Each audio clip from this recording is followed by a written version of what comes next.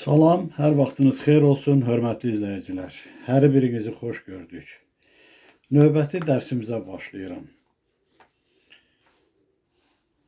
Ali məqamda yaranış adlı ki yazım var. Ona əlavə etmişəm, bir qismdir. Onu oxuyum, sonra pilotun çıxışından yenə də əlavə olaraq məlumat verərəm sizə. Demişəm, sizə söz vermişəm ki, bu yazını tamamlayandan sonra əvvəldən bir daha oxumağa başlayıb əhatəli izahlar verəcəm.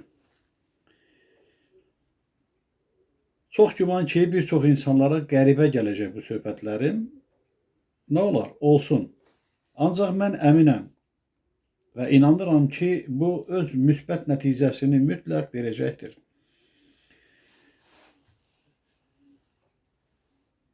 Çünki indi bu tələb olunur. Elə bir məqama gəlib çatmışıq ki, əvvəl bildiklərimizlə istədiyimizə nail ola bilmərik. Hər bir fikrə izah vermək olar və savadlı şəkildə həyat haqqında suallara cavab verənlər vardır. Mən heç birisinə əks söz deyə bilmərəm. Amma indi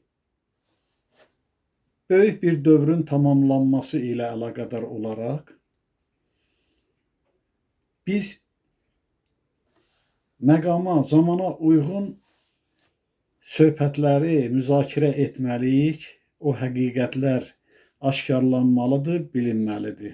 Vaxtından əvvəl söz demək istəmirəm, ancaq lazımı qənaətə gəlməyi bacarmalıyıq.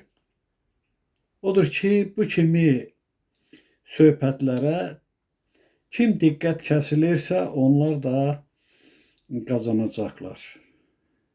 Kimlər ki, başa düşmür, çətinlik çəkir, narahat olmağına dəyməz demişəm, bir daha təkrarlayıram. Ali varlıqlar onların dərk etməsi üçün köməklik göstərəcəklər. Mütləq. Bundan tam əmin olun, arxayın olun. Bu bir yaxın gələcəyə hazırlıqdır.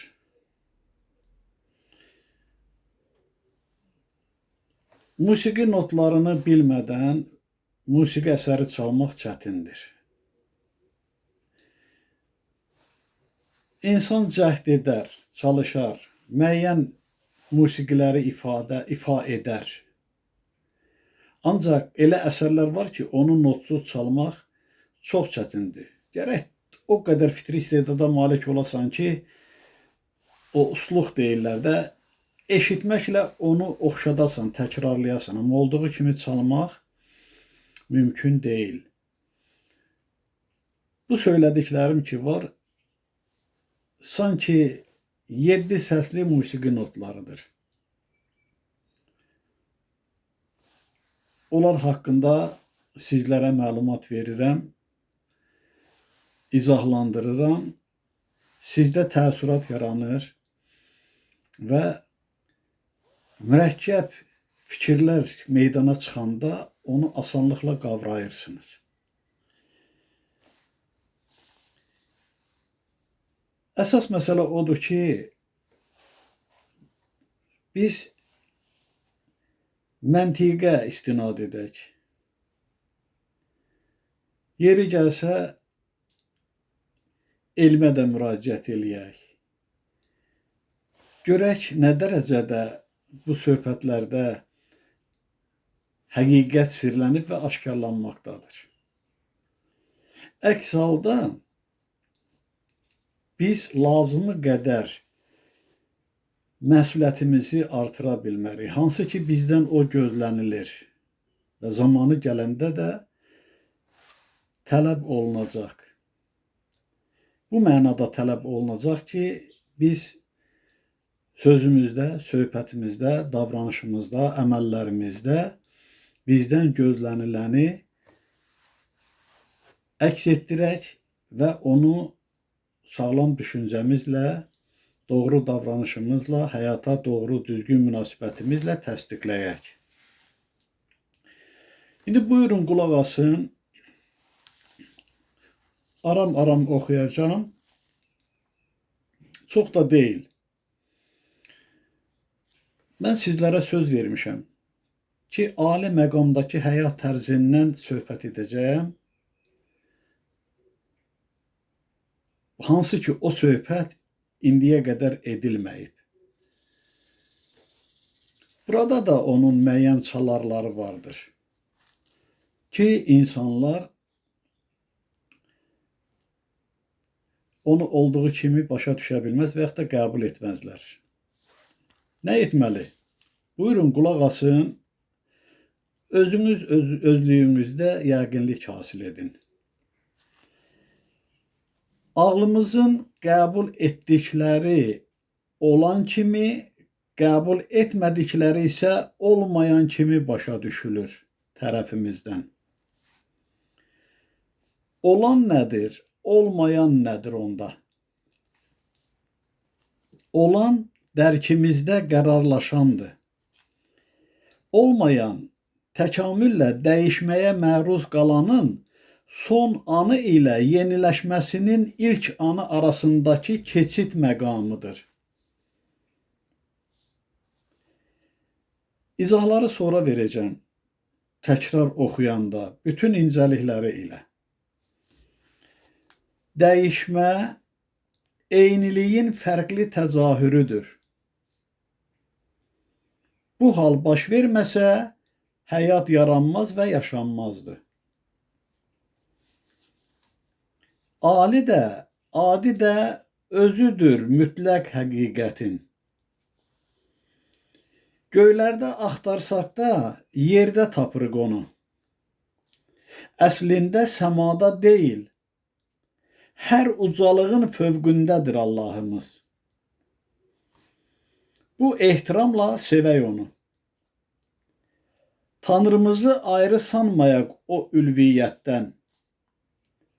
Həm Allahımız, həm Tanrımızdır böyük yaradan. Əbədi vardırlar ayrılmadan. Gəlin incə nüanslara artıraq diqqətimizi. Ağlın gözü ilə baxaq aləmə. İnkar olunmaz mülahizələrlə müzakirəyə önəm verək və məntiqə əsaslanaq. Necə düşünürsünüz? Biz kainatdan ayrı bir məkanda mı yaşayırıq? Sizcə biz onun qoynunda deyilik? Əgər ölüm varsa, dünyamızı dəyişəndən sonra ayrı bir aləmdə qərar tutacağıq. Belədirsə, o aləm bu aləmdən qeyrisidir. Əgər belə deyilsə, demək bizlər kainatın qoynundayıq və onun varlığının bir üzvüyük. Biraz dərindən düşünək. Məgər kainat bizim şuur dairəmizin daxilində deyil? Aləmi ağlımızla dərk edib, mövcudluğunu dərkimizlə qəbul edib, özlüyümüzdə təsdiqləmirik. Biz onun varlığında olduğumuz kimi, o da bizim varlığımızdadır. Demək, vahid bütövlüyün yarısı bizik, yarısı odur maddi və mənəvi fərq ilə. Bu eyniliyin fərqlərdə təcəssümüdür. Cismimizlə ruhumuz, ağlımızla qəlbimiz kimi. Hər bir düşünənin ağlı qədərdir həyat və hər düşünənin dərrakəsi ilə təcəssüm edib təşəkkül tapır. Təbəddülat varlığımızdadır. Heç də kənarda axtarmayaq. Adi də özümüzdədir, ali də. İnşallah davamını yazın, onu da oxuyaram və izahlar verəndə özünüz görəcəksiniz ki, o həqiqətləri inkar etmək mümkün deyil.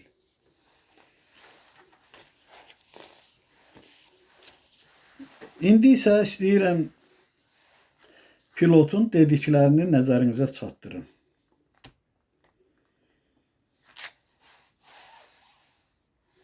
Deyir ki, bu sonuncu cümlədir, təkrar oxuyuram. Siz də bu keçdiyimiz çox-çox həyatlardan keçirsiniz. Hansı ki, mən bundan əvvəl sizlərə izah vermişdim ki, biz təkcə bu həyatımızı yaşamırıq. Bundan əvvəl nə qədər ki ömürlər olub, hamısında var olmuşuq.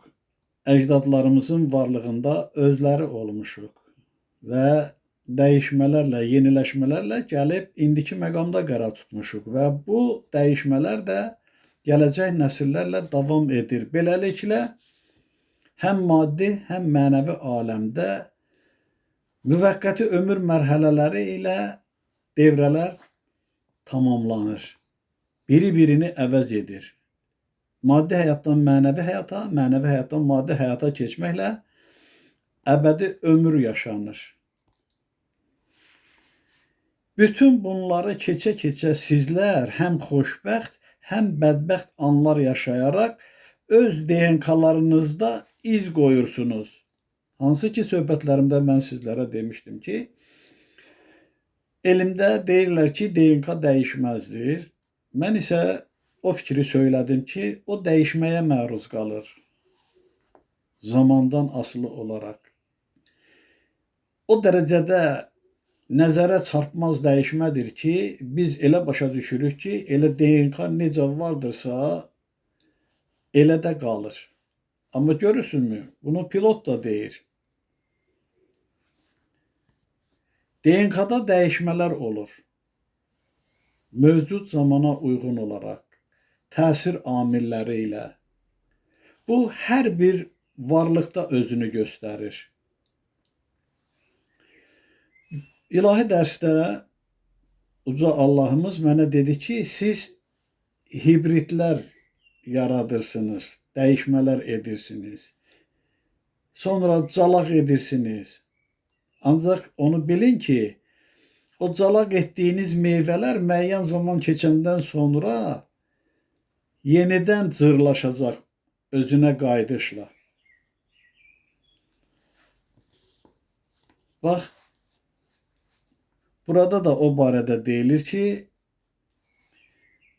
yəni DNK-larınızda iz qoyursunuz. DNK nədir? Elə DNK bir növ belə deyərdim, irsi keçiricilik olsa da bizim həyat proqramımızdır. Onda da zaman-zaman dəyişmələr baş verir. O cümlədən ağaclarda, bitkilərdə və yaxud da qeyrilərində.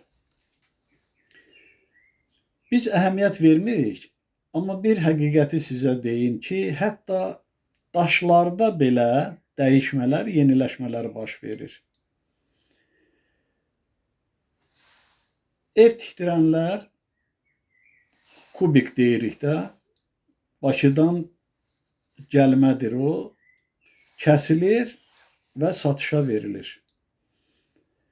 Ustalar bilirdi, deyirdi bu pişməmiş daşdır, yetişməmiş daşdır. Yəni onun kövrəkliyi var, onun möhkəmliyi azdır. Daş olsa da bizim üçün o möhkəm görünür. Amma o tam yetişməmişdir deyə tikinti üçün o qədər də yararlı deyil. Və alanlar da o bilən ustalarla diqqət yetirirdilər, pişmiş daşları alırdılar. Hər bir mövcud varlıqda bu kimi dəyişikliklər gedir. Aşınmalar, eroziya deyirik də və paslanmalar, çürümələr, korroziya. Korroziya kənar təsir vasitəsilə əmələ gəlir. Aşınma da bir növ kənar təsirlərlə meydana çıxır. Amma aşınma ilə korroziya uğramağın bir fərqi vardır. Eroziya ilə korroziyanın bir fərqi vardır ki, biri var təsir amili ilə birbaşa orada çürümə getsin, ərimə getsin. Biri də var ki, artıq o molekulların bir-birini cazibədə saxlaması və yaxud da ki, özündə olan enerjini saxlaya bilməməsi, zəifləməsi eroziya ilə olur. Biz də ona məruz qalırıq. Yaşa dolduqca varlığımızdakı hüceyrələr o enerjini saxlamaq gücündə olmur, o zəifləyir. Buna görə də insan yaşlaşanda zəifləyir, əvvəlki gücündə olmur, əvvəlki hafizəsində olmur. Bu da istər-istəməz o DNK-ya öz təsirini az da olsa, çox da olsa göstərir. Bu ruhi yüksəliş çox uzun, tədrici və mürəkkəbdir. Görürsünüzmü? Çox uzun, tədrici və mürəkkəbdir. Hələ heç kəsə heç nə elə belə verilməyib. Ancaq qazanılır. Biz deyirik Allah vergisidir. Biz deyirik ki, ruzi verildi. Hər şey qazanılır. Vergini belə qəbul edək. Əgər sağlam düşüncə ilə sən həyatını yaşayırsan və inkişafdasansa, sənin düşüncənlə, savadınla, mənəviyyatın tarazlıq təşkil edirsə, müsbət qüvvələr, ali varlıqlar sənə diqqəti artırırlar və biliyini elə bil ki, çoxaldırlar. Öz biliklərindən sənə pay verirlər də, bunu belə başa düşək. Sənin biliyin artır, inkişaf yolunda olursan. Əgər tam sağlam düşüncəyə və sağlam mənəviyyata malik deyilsənsə, aldığın fikirlər əsasında özün də hiss etmədən şər qüvvələrin təsiri altına düşürsən. Onlar da öz bacarıqlarından, biliklərindən sənə pay verirlər. Sən köklənirsən mənfi yönümə. Müəyyən o tilsimkarlar ki var, sehirbazlar var, baxıcılar, görücülər, dediyim kimi, cin çıxaranlar, cadu edənlər, cadunu tapanlar, sözsüz ki, onlar həmin qüvvələrin təsiri altına düşürlər. Müsbət qüvvələr çox böyük hörmət və ehtiramla əlaqə yaradırlar və insana qətiyyən hədə qorxu gəlmirlər. Onları həyəcanla yetişdirmirlər. Mən bunun özüm şahidi olmuşam, iştirakçısı olmuşam və belə də dərs almışam. Amma elə müəyyən qabiliyyətlərə malik deyək də, qüdrətə malik olanlar ki var, onlar o qorxu təsirindən çıxa bilmirlər. Aldıqları fikir əsasında da davranırlar, hərəkət edirlər. Hansı ki, o fikirlər şər qüvvələrdən gəlir. O, onları tərk edə bilmir. Onlara sərbəstlik verilmir. Mən sizlərə söhbət etmişəm də, o bir nəfər qadın ki, müəyyən qabiliyyətə malik idi. O dedi ki, mən 9 yaxşılıq, 7 pislik etməliyəm. O, ondan qeyri-hərəkət eləyə bilməzdi. Mən də dedim ki, 7 pisliyə qarşı 7 yaxşılıq et, qalır yerdə belə bərabərləşdir, qalır yerdə 2 yaxşılıq. Elə o 2 yaxşılığı et. O 7 yaxşılığı qurban ver o 7 pisliyə ki, pislik etmə. Qalır yerdə 2 yaxşılıq, o yaxşılıqla davran. Deyir, edə bilmərəm, mən öz başına deyiləm. Onu da elə başa düşürlər ki, Allah vergisidir. Həmçinin də ruzi barədə olan fikirlər. Görürsünüz, pilot da deyir ki, hələ heç kəsə heç nə elə belə verilməyib. Deyək ki, mən müsbət qüvvələrdən bəhrələnirəm, təmasdayam, gələn fikirləri qəbul edirəm. Onun müsbətliyi nədədir? Heç bir kəsə ziyan vermədən, əksinə insanların maariflənməsi üçün cəhdlər göstərirəm. Yəni əxlaqdan kənar, mədəniyyətdən uzaq, söz demirəm, danışmıram. Sizin gələcək xoşbəxtliyiniz üçün Allahın bəxş etdiyi o həqiqətləri çatdırıram. Özdə əsaslarla, məntiqə söykənməyən fikir söyləmirəm. Ancaq başqaları vergili olaraq, biri var oyanışlı, biri var vergili. Bunlar fərqlidirlər. Oyanışlı insanlardan ağıllı söz eşidərsən. Vergili insanlardan isə tam sağlam fikir ala bilmirsən. Bir yaxşı fikir alanda bir də pis fikir alırsan. Nədir o pis fikir? Baxıcılıq edənlər yanlış fikirlərlə ailələrdə çox söz-söhbətlər yaradırlar. Hətta düşmənlik də meydana çıxır. Gedir baxdırmağa, o da deyir ki, bu görkəmdə, bu cür qiyafədə bir insan sizin ailəyə müdaxilə edir, bunu edir, onu edir. O da fikirləşir ki, mən filan kəs qohumum, elə mənlə öjdür, düz deyir. O mənə cadı piti elətdirib. Beləliklə də münasibət pozulur və yaxud da ki, başqa hallar meydana çıxır. İndi tam əhatəli danışmıram. Bizim əsas mövzumuz indi pilotun dediklərinə diqqət yetirməkdir, o əsasda danışmaqdır. Bu ancaq ağır zəhmət və enerji sərf etməklə başa gələ bilər. Nəyi əldə edirsənsə, onu qazanırsan. Deyir, niyyətin hara, mənzilin ora. Niyyətin necədirsə, o cürdə qazandıqların olur. Heç vaxt heç kəs hazırın naziri olmayıb. Ancaq siz özünüz hər şeyi axtarışda olmaqla əldə edə bilərsiniz. Yaxşı fikirlərlə maraqlansan, axtarış etsən, bu həyat barədə məlumatlanmaq istəsən, sözsüz ki, sənə yaxşı qüvvələr köməklik göstərəcəklər. Yox, əgər sən kiməsə özünü göstərmək istəyirsən və yaxud da pul qazanmaq fikrindəsən, necə ki, qazananlar var.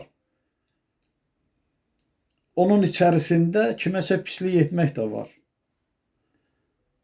Hansı ki, demişəm, YouTube-da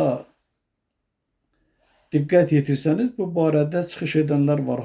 O adamlar bir sehirkardır, bir necə deyim, özlərini necə adlandırırlar onlar.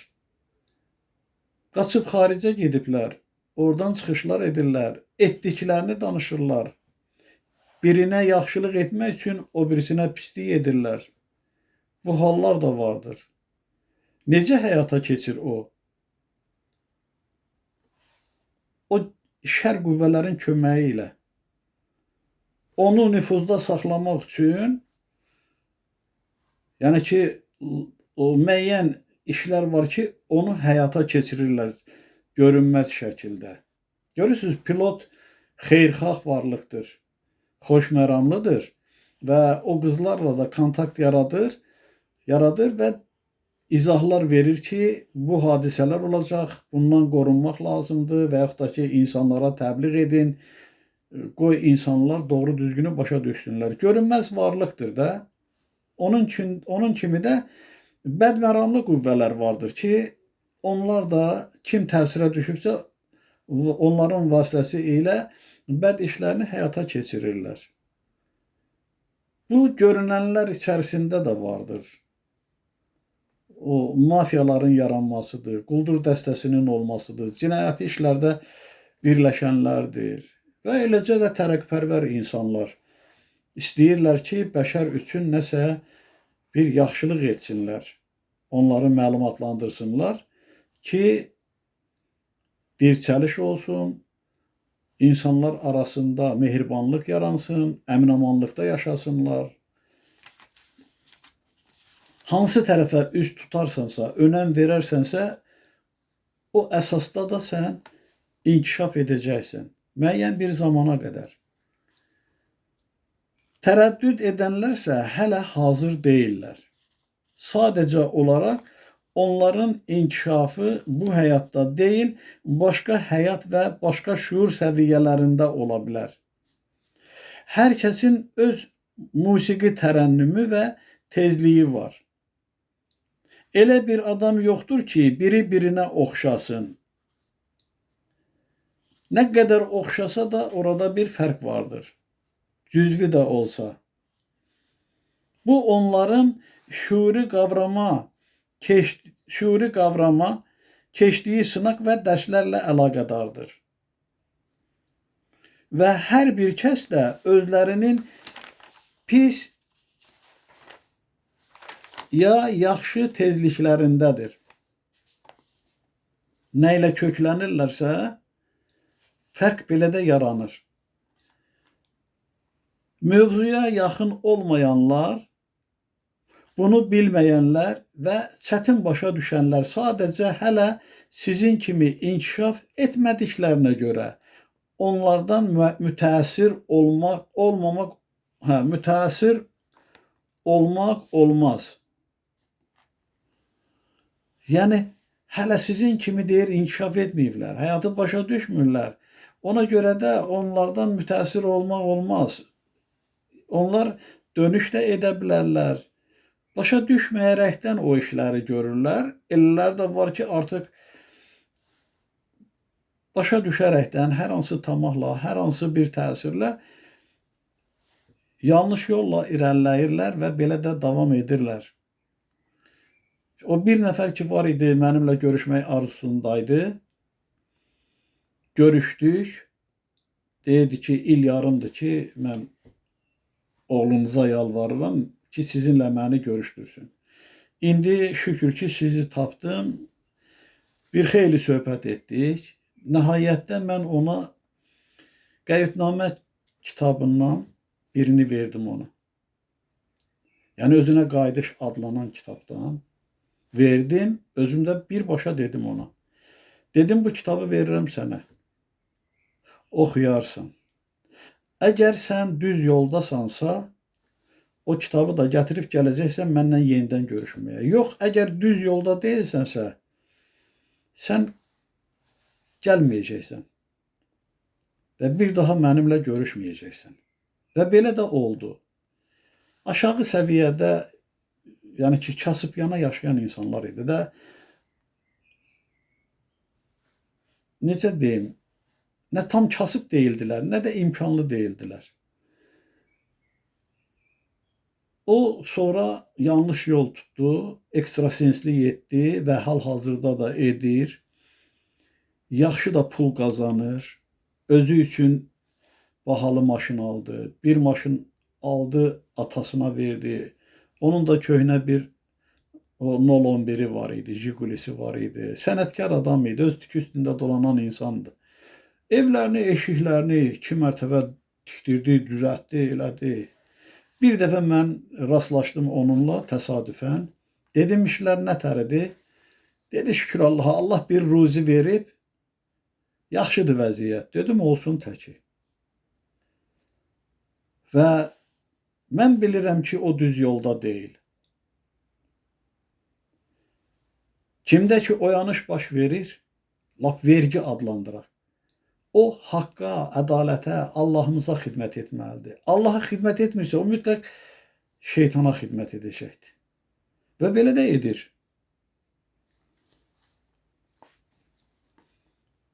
Yerin müstəviliyi və özəklər barədə insanlar arasında güclü qarşıdurmalar var. Bu nə üçün belədir? Yerin müstəviliyi deyəndə mən bunu belə başa düşdüm. Bu barədə YouTube-da da var. 2 gənc oğlan axtarış eləyir. Onlar deyir ki, yer müstəvi şəklindədir. Hətta təyyarəyə minirlər, orada müəyyən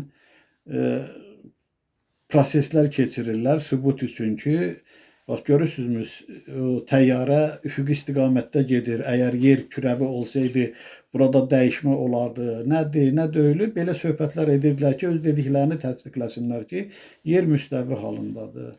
Bu barədə də müəyyən mübahisələr gedir. Hətta bir vaxtı Kepleri deyəsən, o da atmışdılar. O demişdi ki, yer fırlanır. Yəni belə bir fikir irəli sürmüşdü. Onu da o ifratçı dindarlar cəzalandırmışdı özlüklərində. Axı deyirəm, insanlar yeni xəbər və informasiyaları qəbul edə bilmirlər.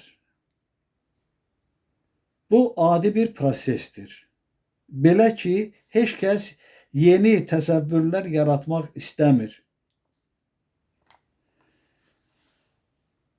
Mən sizə bu gün də biraz bundan əvvəl oxudum. Yeni fikirlər ki, söyləyirəm. Bizim üçün eynilik kimi qəbul edilənin fərqli tərəfi vardır.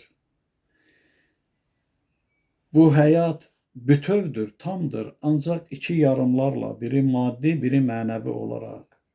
Və yaxud da ki, deyirəm, bizdən kənar deyirlər, biz kainatın qoynundayıq, o da bizim şuur dairəmizin içərisindədir. Biri-birimizi əks etdiririk, sanki kainatla üz-üzə dayanmışıq, qarşı-qarşıyayıq. Vahid bütövlükdə biri-birimizdən fərqlənmirik. Amma fərq vardır. Kim özünü kainatla bərabər hesab edir ki? Bax, burada da deyir ki, yəni, bu adi bir prosesdir. Belə ki, heç kəs yeni təsəvvürlər yaratmaq istəmir. İnanmaq istəmirlər. Amma maraqlılar inanırlar, diqqət yetirirlər. Ən əsasda özünüz görürsünüz ki, mən hər dəfə etibardan razılıq edirəm. Mən görürəm ki, o axtarışdadır, bildiklərinə bilik qatır. Bunun kimi də bir çoxları var ki, analiz edirlər. Baxmayaraq ki, şərh yazmırlar. Amma özlüklərində nəyisə müzakirə edirlər və təsdiqləyirlər. Əgər belə olmasaydı, mənim söhbətlərimə təkrar qulaq asmazdılar. O özünü göstərərdi, bilinərdi. Biz hər sözə, söhbətə diqqət kəsilməliyik. Onun doğru, düzgün, xoş nəticəsini nəhayətdə biləcəksiniz. O nəhayət də çox uzaqda deyil.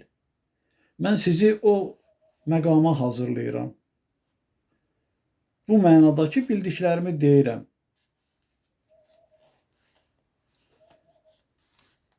Onlara keçmişdə qalan bayat biliklərlə qalmaq daha xoş gəlir.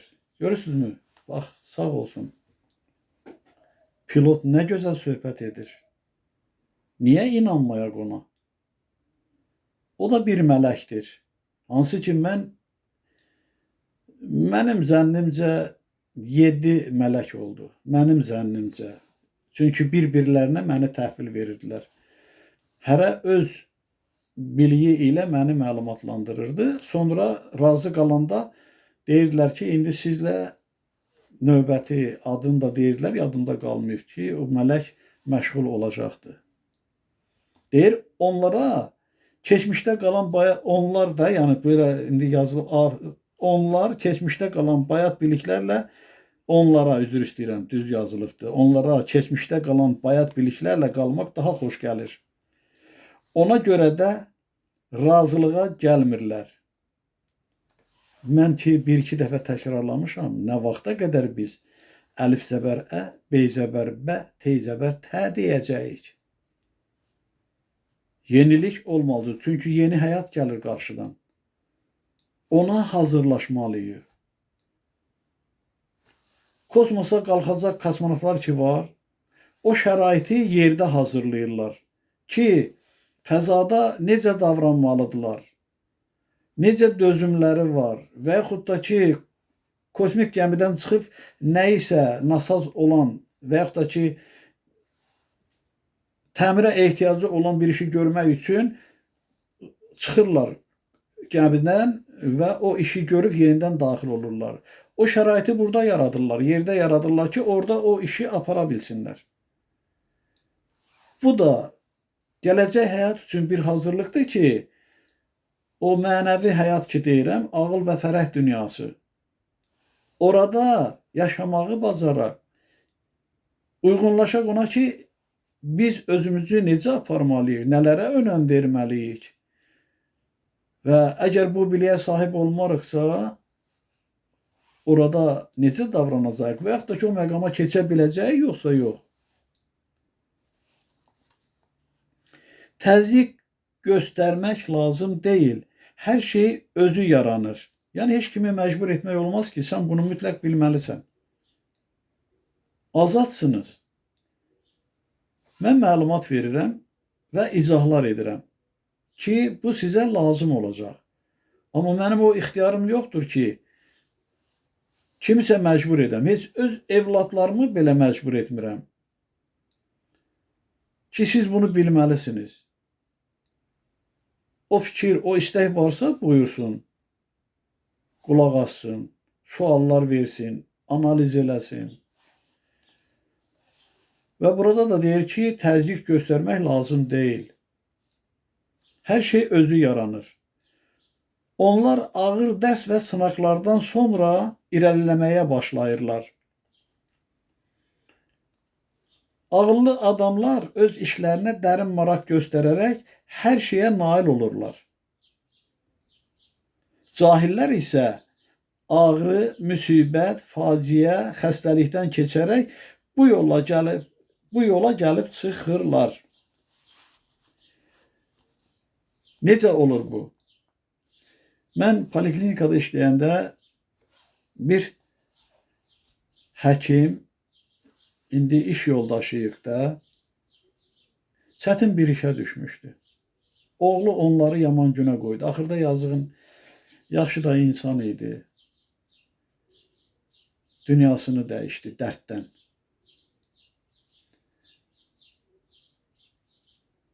O müsibətdən qurtarmaq üçün namaza gəlmişdi. Çox insanlar hər hansı bir çətinlikdən qurtaracağına ümid edib namaz qılmağa başlayır, ibadət edir, Allaha tapınır və yaxud da ki, müəyyən hadisə ilə üzləşir, xəstələnir və özünə söz verir ki, bu xəstəlikdən qalxın, mən Allaha ibadət edəcəm. Və belə o deyirlər, el arasında haqqa gələnlər vardır. Və sizlərə də söyləmişəm ki, haqqa gəlməyən olmayacaq. Hər bir varlıq haqqa gələcəkdir nəhayətdə.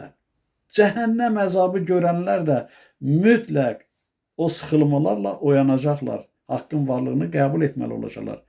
Onları Allahımız, ilahi varlıqlar sıxmır. Onlara zülüm vermirlər ki, onlar haqqa gəlsinlər. İnsanın öz ixtiyarına buraxırlar. Öz əməllərinin nəticəsidir ki, oyanır ki, bu mənim öz səhvimdir. O dəhşətlə, vəhşətlə üzləşir. Nəhayətdə oyanış baş verəndə onlara ali varlıqlar köməklik edirlər ki, öz günahlarını, səhvlərini tam yusunlar və buyursunlar həyat axarı ilə inkişaf yolunda olsunlar. Nəhayətdə də nura çevrilib Allahımıza qovuşsunlar. Necə ki, pilot deyir, yəni ki, bu işlərə biz müdaxilə etmirik, qanun belə tələb edir. Onların özünə aid olan işləri vardır. Və eləcə də hərə bir cürə sıxılma ilə, düşüncə ilə görsən, haqqa qayıdırlar, haqqa gəlirlər. Amma hamısı da yox. Nəhayətdə isə zülüm çəkəndən sonra başa düşüb qayıdırlar. Çünki həyat ilkin olaraq pak varlığımızdan yarandığı kimi bizlər də həmçinin o pak məqama qayıtmaq mütləqdir. Həyat yenidən təşəkkül tapacaqdır. Paklıqla. Halbuki onlar başqa yolla gəlib çıxa bilərdilər. Yəni eşitməklə, münasibət bildirməklə, diqqət yetirməklə Çox insanlar deyək ki, mənim çıxışlarımı görüblər, müəyyən bir müddətdə qulaq asıblar, xoşlarına gəlməyib, maraqları olmayıb, bir daha yaxın gəlmirlər və yaxud da ki, çıxışlara qulaq asmırlar. Amma elə insanlar var ki, elə ilkin zamandan ki, mən çıxışlara başlamışam, indiyə qədər də davamiyyətli olaraq o söhbətlərə qulaq asırlar və onlar da bəli, heç nə itirmirlər, qazanacaqlar. Heç kəsə mane olmayın. Qoy hərə inkişaf və yüksəliş yolunu özü seçsin. Amma bu yüksəlişə gəlib çatmaq labüddür, mütləqdir. Mən dediyim kimi, mütləq haqqa qayıdacaqlar hamısı. Əbədi cəhənnəm yoxdur, əbədi cənnət də yoxdur. O həyat tərzi də, bu həyat tərzi də müvəqqəti ömür mərhələsidir. Bacarırsan, nə olar? Həmişə haqqa xidmətində ol, doğru düzgün davran və xoşbəxt də yaşa. Yox, zəiflik göstərərsənsə, sən cənnətdən də çıxacaqsan mütləq. O inkişaf etmiş mərhələlər var, deyirik ilahi qüvvələr. Onların da öz həyatlarına uyğun bir gedişat vardır. Orada səhvlərə yol verənlər zəifləyirlər və tənəzzülə uğrayırlar zaman zaman, əgər özlərini doğrultmurlarsa. Ondan da ağır bir həyat tərzinə eniş edirlər. Və davamiyyətli olarsa gəlib çıxırlar o yerin nüvəsindəki cəhənnəm odunda ömür sürməyə. O barədə fikir söyləmişəm, amma tam açıqlığı ilə deməmişəm ki, necə yaranır. Hansı ki, indi o poetik tərzdədir. Ondan da sizin üçün oxuyacağım ki, necə olur ki, daş torpaq yaranır, necə olur ki, o odlu nüvə yaranır, magma yaranır, yerin qatları yaranır. Yəni, bu labüddür. Bundan kənara qaçmaq mümkün deyildir. Deyir, kimsə ağrı acı ilə, kimsə normal, təbii yolla gəlib çıxır bu məqama. Yəni, oyanış məqamına.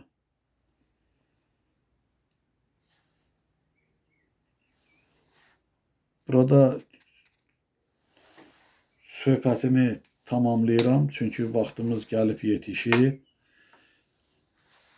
Görürsünüzmü, özgə planetli kimi qəbul etdiyimiz pilot elə bizim öz bərabərimizdir. Özü dediyi kimi biraz bizdən yüksəkdilər. Biliklərinə görə, mənəviyyatlarına görə, özü də xeyirxah qüvvədir, xoş məramlıdır.